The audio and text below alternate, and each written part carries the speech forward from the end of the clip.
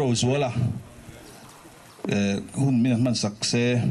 kan program te min transak donia lai la kon fu ta hian mun la hian mi sar pahni an local to uni pahni na ania ta chuan am hasain hun mangin hun ka mang to boka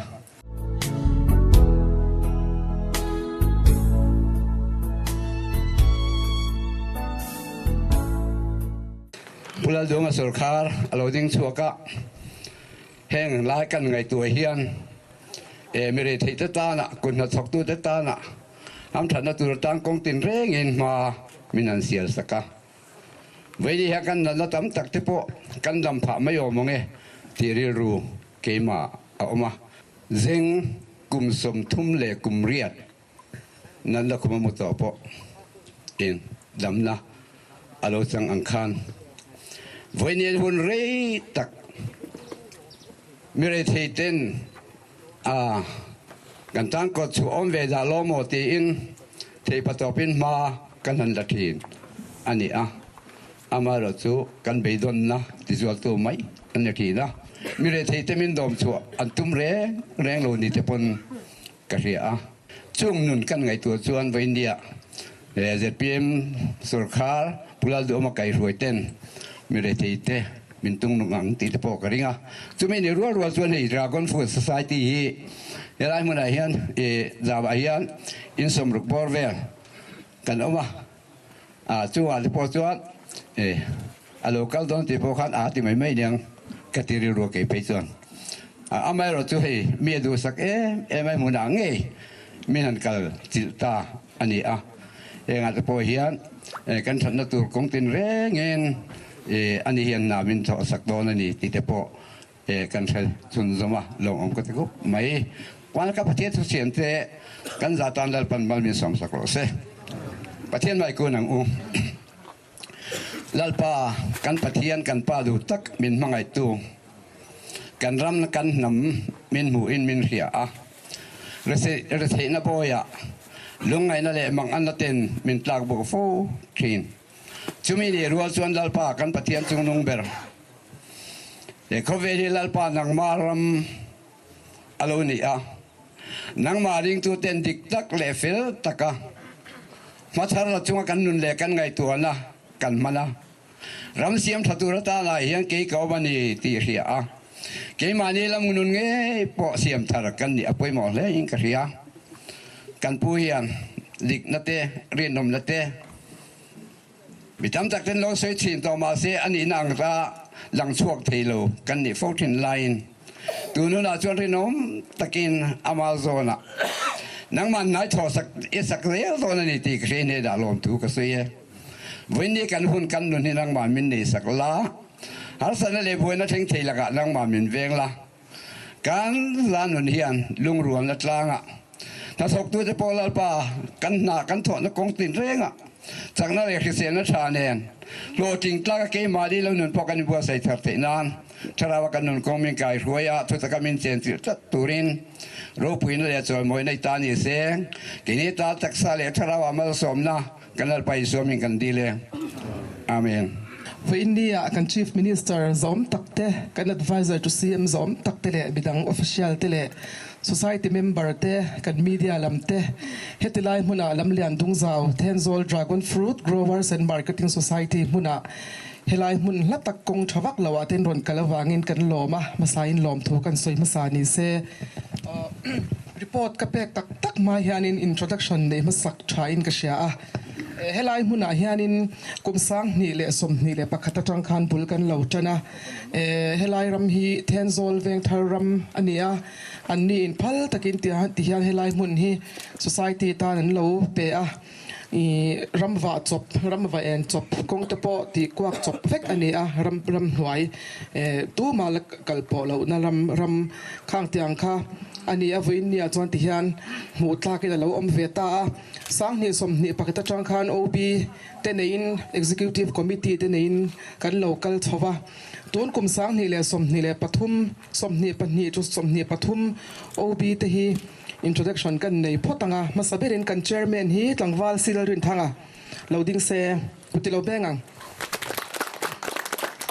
ki chuan kan vice chairman hi pu silal mingmoy a then zol kan vice chairman pakhat zawk hi pu self daniel ani adam lo na wangin local thei lofa ti chuan ke hi secretary pick nula gebi zo sang pui kan ni a ti chuan kan financial secretary pu chuanga then zol kan assistant secretary tlangwalal thazwala then zol ti chuan joint secretary p marsil nun tluangi aizol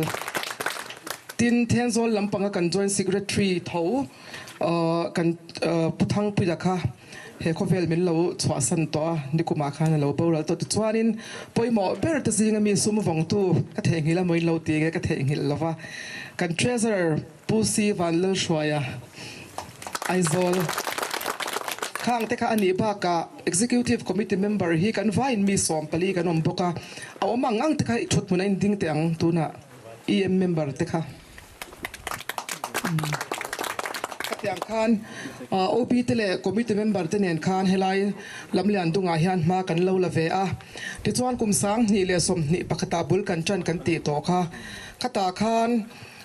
member hi kan va in mi som ruk pakwa kan ni a chung ko somruk pakwa kan ni a maro chu chung ko har sapna awang tele thil dang dang awanga chun zom theilo ti chun zom theilo kha an om zeu zeu ve a khang te khan an chwa san ve pheu phewa ti chuan tun thleng hian la ti chun zom thei ma la tha fe huna po fe a mal thar ve thin anga khatuna han mi somnga chung ko somnga chia chia kan om ta a ti chuanin unit hi va in unit khata hianin banzani a oma kan sha thiam theina turin unit kan ti te khanin lo bo hu theya unit khat kan ti hi banzani hi ni ta a ti chuan banzani a hianin kung zaruk zel ha kan phun ta ni ti chuan avain chung ko somnga ina tuna I ka kan nei za ta hi unit za somnga ani ta ni unit khat banzani ni chuan kan chu thiam me obe ti chuan ban sing thum ani ta ni chu na helai lam lian dung zawa banom zong a hi ti hian vai han ban sing thum lai kha ani ve ta a ti chuanin ban khathi ban khata hian ke ji som thum te a chuak theya ban pakatana ra chau chau ve wangin ti chuanin a poisa ang chuanin kum khata kan tho chwa hi ban kung sing thuma chuan ban sing thuma chuan cheng nuai kwa lai kha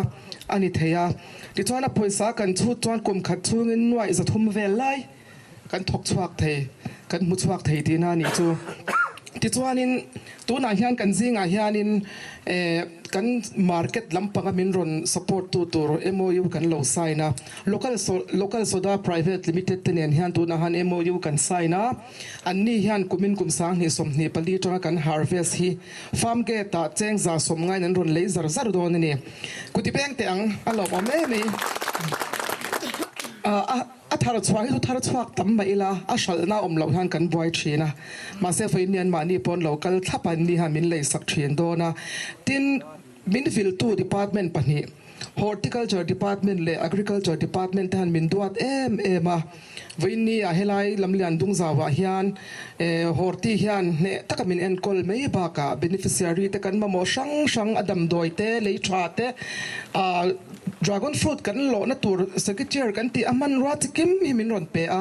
tin collapsible tanki an ti mi ron pe boka amuna hian ti han se thibla min bel tu kan di e show purin tluang ho hian mi ron vil ne ma tui chop na kan nei tha beneficiary tin ten ama ero chu tui hi kan nei lo thung ta ni kan tanki te hi ruak hiai huai thunga I tui kan nei lawa a chop na kan nei tha a tin ni kum khan agriculture department lama changin tanki RCC khatiang kha beneficiary mi som thum le panga ne na min ron pele poka horti mei ba ka khan agriculture ten ti chuanin farmer tin te beneficiary tin te an huan kan fan chuan tanki kan chop khia khwa ma se tui kan nei lo na hi kan mang an na ni a chuti rwal chuan he lai kan sir ve la hian lui alwang dum thung heng te poi vein ni hian lui tui kan nei thei dan tu te po hi min fin chwa thei tur te pon local tel te pon kan han sha khan te po khan soi kai ta ila ti chuan tun chuma hian society Aizol lampang le Tenzol lampang local co mate hi kan kim tok lawa chen chu dam lo na wang local the lo te pon oma ti chuan kan zafa into na han mi beneficiary hi mi somnga kan me kan ni ti kha kan report the ni me te se kalome Best Farmer Award helai lam lian dung zawa kan thana chu pu ti si zoram siam ani e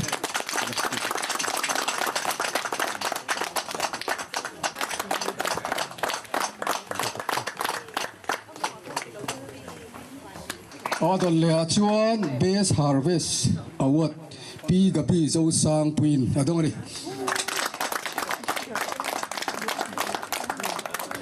Quintal somthum pariat atharani kanan report nga lang e chuan adon le chuan imami kan so mga most improve harvest pu je biak than sang adong ani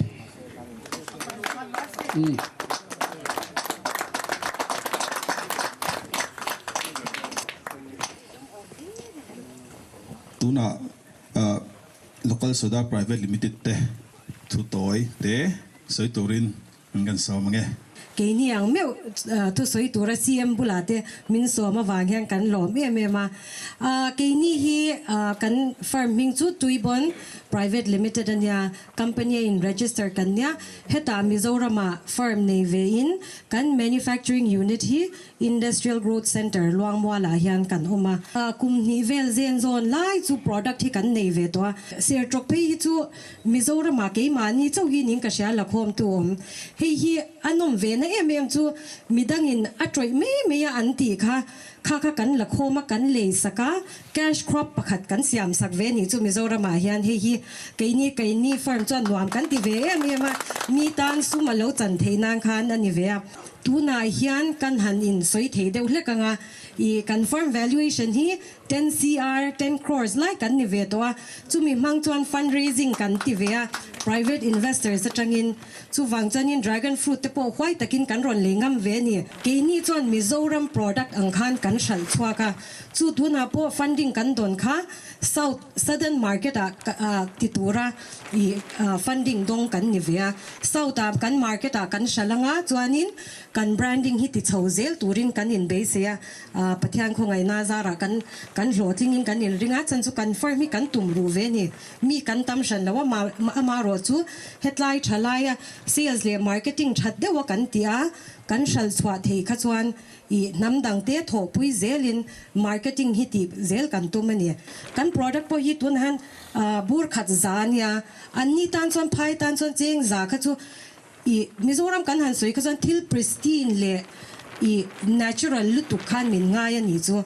chuanin khami chung khanin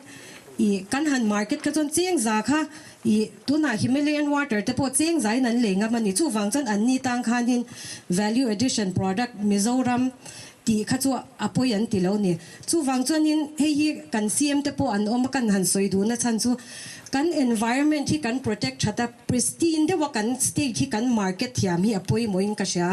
hemi hianin tam takin nakina tourism te po high end tourism te po kan lak lu thenan I kan ram leilung hi kan ti that hi le kan preserve that hi anga in ka sha chon le hetia anga farming community te hetia anga kan in promote so hi apoi moin ka sha chu wangchon voina po I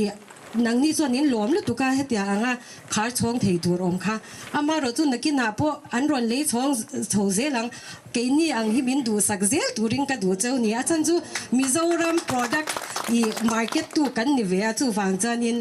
I khatiang ka so kisan ka so yang deu khania kisan chu kan ina Mizoram siam ti po kan shelo ni chu wang chanin nakin entrepreneurs te pon ron chhozelang khatia anga kan in promote chhozel kha apoi moin ka sha chu ka soi thei chu ni se kalome kan dragon fruit hi tu nang din hun kan din thena chani horti department fa ania kan soi to amaro chu a potential hi kong awang tele tuya wang te hian he a hian kan vor theilo ni voi thum kum thum mumal ta kan din na ni to amaro chu en hian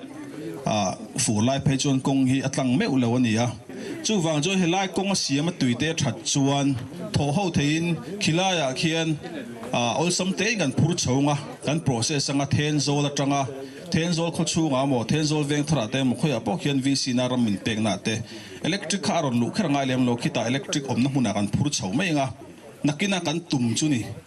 chuan chumi industrial sector a chong kalsen taila chumi rural chuan sector thada umei tourism sector alu the boka helai hi kan thria tangin kaini chuan eng he huwa kan ngai lo mai the amaro chu vai te po helai he mi mun nge a hian vai nu pa ti te aizol tang te poisa choi te po riak to ni chu wang chon helai hi nuam dau kan chei chuan riak tur hi an tamani Tenzol hrimhrima hi tourist hub hi ni ve hrimhrima soloma tuiri hiau te van tong te atamani dil pui ti te helaya hian manin homestay in tin engkim ati theya chuda chuan tu tenge thokang tu tenge lo buai puyang kan ti chuan Tenzol in tu le fa de thawan ni khang ho khan ei zon na tling heta changkang tak pa ngai takan nei don kebin tai pin concrete ti po ngai lo concrete thapui peron thaukan in hela manong kaldon helaya swimming pool changkang tak le ngai lo huda lui nuam lutuk om swimming pool changkang lutuk 5-star hotel zong rong kalkan in heta anong thlen chuan anni ta nuam lutuk la hi lai rap chunga thuka rong bol ti te khatiang zong kha anni jan thil thar vekadi aizol tang ruat bo son weekends ron mangdu an tam lutuk khwal sinam le chon poisan thlau nge chu chon khami khuwa mo khami venga mo khami institute kha ati thang nge saklama hian zinga hian ha huk te zong te roba thom nga thini khi la in ram art and drama savum de roluta man do pe chon soya sa te huk te khu la ma ra te huk atian ram savati rang an ram chuwa chome khatiang kha aizol tang te India rama tang te foreigner ho tan chuan anuang tu khatiang kha chumi chu potential thalut tuk ta hian awmani amaro chu chung zong ka ti don chuan masabara chuan kong chu kan nei phot tanga ya tui chu chunian nachina po kan advisor to CM technical apo a thai tan ngot lo dau hian tui kan mo kan ti zo chan po kha keini chuan a homestay system kha kan lo tia PM Mudra te Netfia te agriculture infrastructure development fund ten te tang si ma tamu tok engemo loan subsidy loan ang si interest subsidy ti ka atamu tu kani ati tak tan chuan kongom kan ti tak chuan kongom ma kan sarkar po hemin pui relawang ti hi karinga e chulai chu kan soi te do a amaro soi lo tang ko i ve ni helai hian ma chhop lian pui kan nei ve a ti hlo tlin kan chak si a takina chuan Tenzol dragon fruit ti mai lo Tenzol khuwa to pian India rama te sapra ma te hian minla hriang thui do kan thlir ve ngai te thale anglek kan thlir nga chona buatla ve do thina pathian za ra hun taka pathianin sarkar tur taka sarkar tira anni kal tangin pathian mal som na hi aron luang lu tang ti ka ring tlata engpo ni se ti khan hunare lo zok nang ka tu to kanga tuna chuan kan advisor to CM technical pulalte ya pukin zalal engineer ginzalal ginzalal tu soi turin atu tu soi turin kan som nge voine hian soi tur tam tak omin ka ringa amaro chu hunakal view to maya kan CM hian du to gin an soi sela a tha in ka ringa hun min pek ta ga chuanin tem zo han soi te chu kan duwa education lamte innovation te transformation te hi kan ramin amamo ani tuna hian a son lampang hlirei chu ma se son rawa hian kan ramin mamo melo pakhat anaya chu corruption ania corruption ni chu masona tanin man tlak mi lo maya chu ti lo wa jona son dang hi chu kan mamo vekin ka khia hei kong lai te irrigation te le hei building kan tiang chi te po hi a tha vek mai ni amaro chu development atling lovani output lo jan development atling lovani kong kan siala ni mo irrigation mo thil dang kan tiang chi te zirna thleng pon niang chu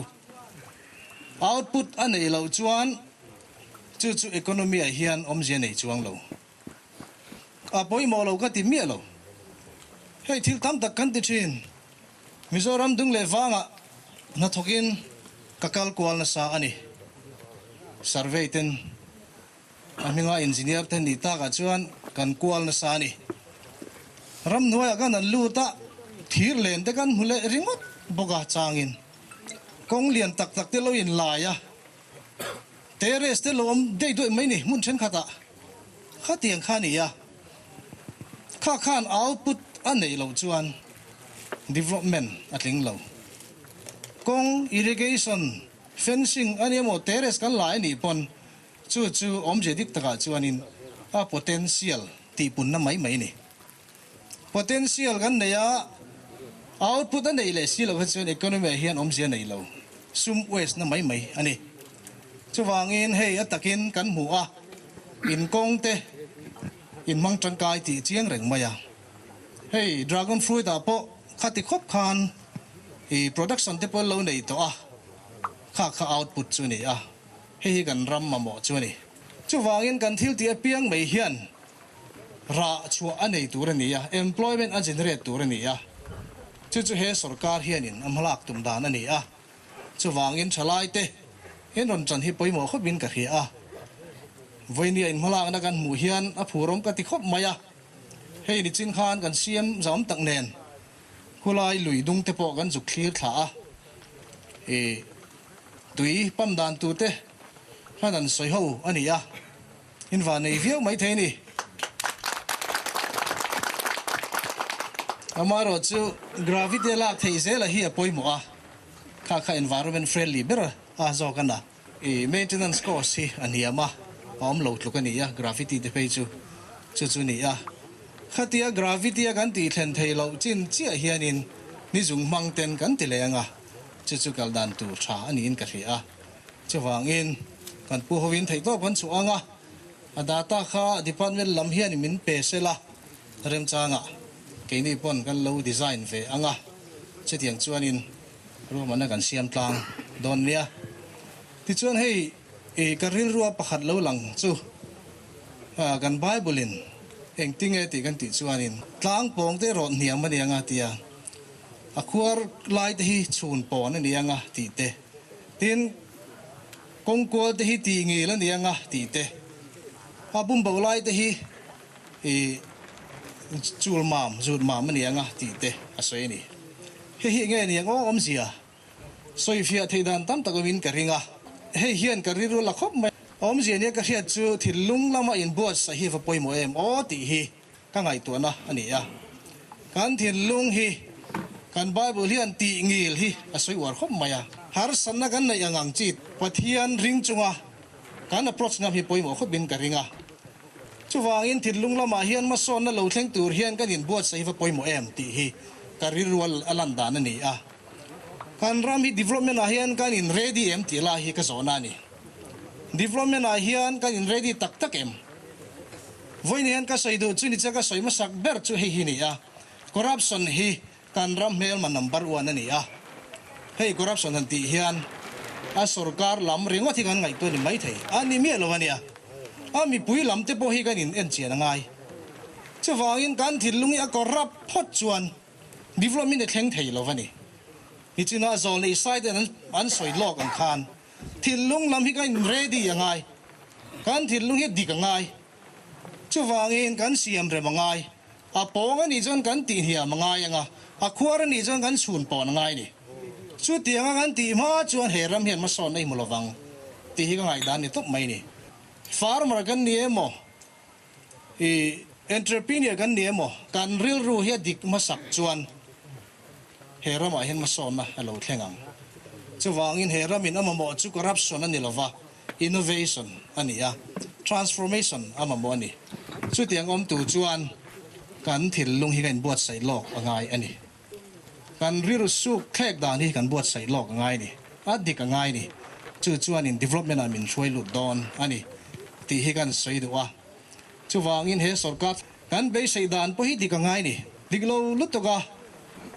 e thil ti pui tu ra sarkar kan be sei ani chuan ma son na a thleng bok lowang chuwangin kan sarkar hu tu te kar dan po kan thiam ngai ni chuwangin enge ni innovation kan ti chuan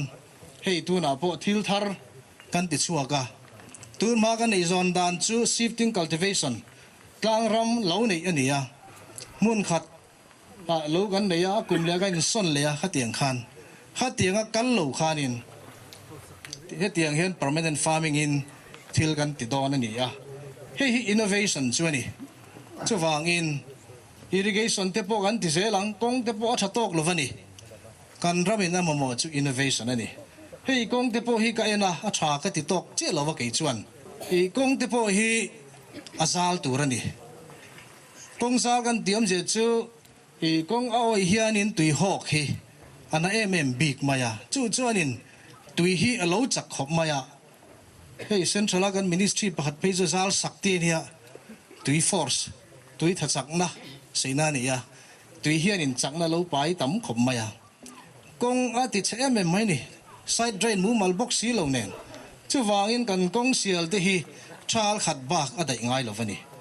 hei hi kan kal san ngaya kan ti top ngaya kong thalo kong oi lutuk kan sial hian environment poi kan khoi ni soi tu ka nga ve khopin ka riang chu wan kan sarkar hian kan hu tu ten reman ti phei chuan kong slop dan tu dik takhi bithlia mai tha ka tia kan hu tu ten reman ti phei chuan ti chuan kong oi dan tu kan bithlia chuan tui hok khia chak lo wanga aluang dem maya chuan a tangkai le ne mem pakhat chu tui hok a chak lo chuan lei hian a lo hi manani chu wangin tui speed hi poi mo ni chu tui speed amuan chuan percolation an tia lei chung rela tui alut manani tam taka hi bani tui hok a speed alo muang bok nen kong kha ati chet ne bok nen lei chung rela tui lo lut tam bok nen khatia lei chung re tui lu khachuan ground water recharge ten tia ram go tan te kan thai chin tan te po a traffic mai ni chu wangin as khami speed maintain tu chuan as slope kan siam ding ngaya as slope dik lo chuan chal khat ba ka dei lo va kum le chun maintain zel ngaya enar tang te le scheme dang atang ten kha kong kha nuai ni nuai thumin kan maintain na kha kong kha economy ga chuanin asset ni lovin barden alo ni tani purrit alo ni tani chu apoi em maya tin man thei lo pe chu tian kan hlui hlon to pa ni chiang ka seng khan ling road tam tak ka mu ni ram nuaya tui ho kin hora nim po chau thei to lo thing po chau thei to lo ram ngo po in develop thei to lo chu van environment tan thil poi tak kan ti ni ma son na kan kalpui da na hian a sustainable lo thin em wangin kan climate le kan environment tan hianin thil poi takhikal lo tin hem khop in ka ria poi ka ti khop ma chu wangin khatiang zong te po ngai to na kan nei tlan hinga yani chu wang kong hi azal thiang bera survey zel hi a tha ka tia kan thlen tur chin kan zuk khleng phak lo ni pon chan ve pon ni phot ro se sumom le hona chuan adang chun jam le mai kha thabera ni chu wangin khatianga kongzal tak kan siam china hi chuan keipon ka siam to kum han wa po kum som don wa po taxi bon kan zuk tlan lu the ni atlo khop mai zeb lo wa chuan kan kong tlo lo chan chu grade dik lo lut tuk wang ani hei hi thil tereu te kan ngai ni mai thei ama ro chu poi mo lu tuk he hi attention to details thil tereu te hi kan ngai poi mo ngai ani chu wangin ne tiang zonga kan kal hi apoi mo khop mai chung te po chu innovation chu ni ta ni tu te po i sarkar vek angan ni a he ta a secretariat an thok te a minister te mla te chu kan ni lo kan zawain sarkar kan ni mes mason na atana kan thil ti apianga sarkar mason na thok tu te kan ni meu wangin chuwang kan zawan kan poimo vek ani ti kan soi duwa ole ka soi rei ta viawin ka hria ka du tok mai nga he kan pu hovin thei top kan on chuanga keipon ka be ka phat dona in har samna angang chi te po mani pon in on soi venga thei top kan lo chu pui ve ang cheunga ni china kan seng khan tui lak chungchang te kong chungchang te po hi sarkar in poisa nei ang angin malak kan tumanga amaro chu ka seng khan in thaingin mi lo tu chu kong in on survey huna grade thatoi in on survey don nia chu sustainable development in chan na chu ani zo kan ti ka cha du mo chu ani thil pakhat te chau kha detail deng garon soya hun chep takara mil lo ngai poi mo sakanga khatiang khanin ngai dan sang thang kan se ton thin don ania ole chu chu ka sai thei tong ne ro se ka lo me